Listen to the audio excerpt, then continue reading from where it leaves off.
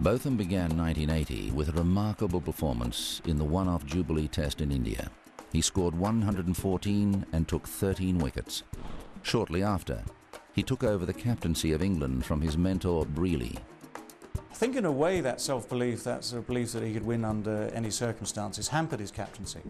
Because it's not easy to transmit that to 10 other players, some of whom, inevitably, being more mortal, as it were, than Ian, would have the odd little bit of doubt there. And I think as a captain, he would look back now and say, well, actually, he needed to do more than he did. There was the same sort of feeling pre a game, let's just go and do it, lads. And you need more than that. I think you need to do more than that as a captain. You need to understand the needs of individual players more.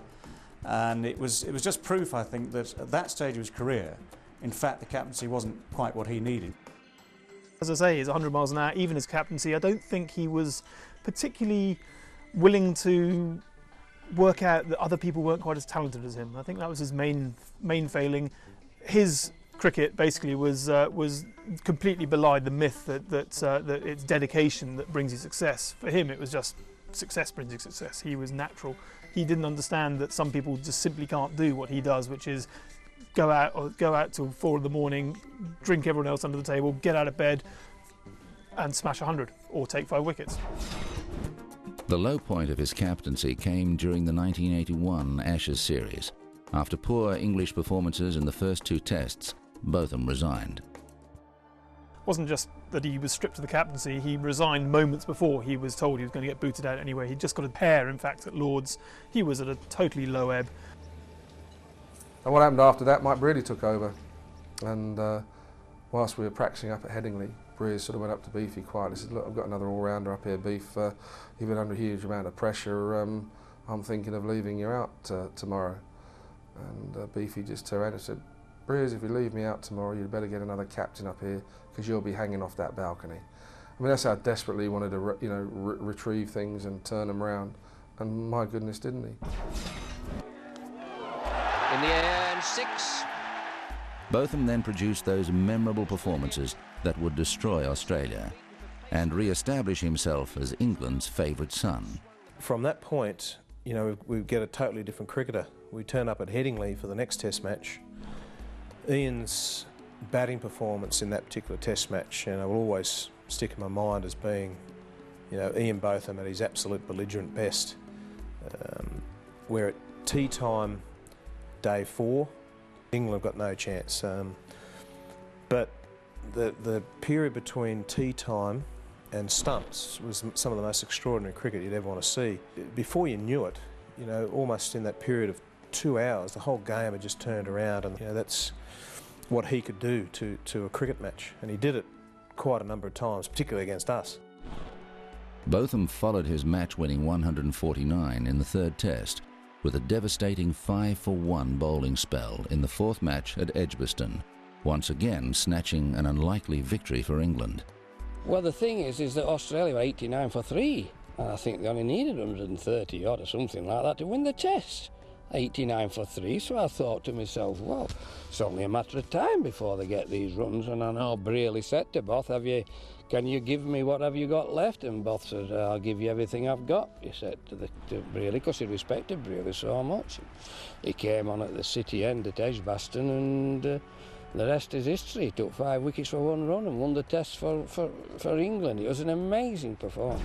There are many, many exploits that you could go on with Beef about, whether it be Headingley in 81, where he got 149, and then in two matches later got, when it looked like England were going to lose a match, you know, with Australia, chase 154 in the 81 series, he got 5 wickets for 1 run. Having been sulking in the outfield because he thought he should have been bowling instead of the spinners. So when he came on, he did something about it, quite enormously about it. Having completely transformed the series, Botham then delivered the knockout blow to the Australians with another century in the 5th Test. I really enjoyed that. To take on Dennis Lillee, who I think is the best bowler of all time, to take him on and to win that day and win comprehensively was a nice feeling. In the air, and again.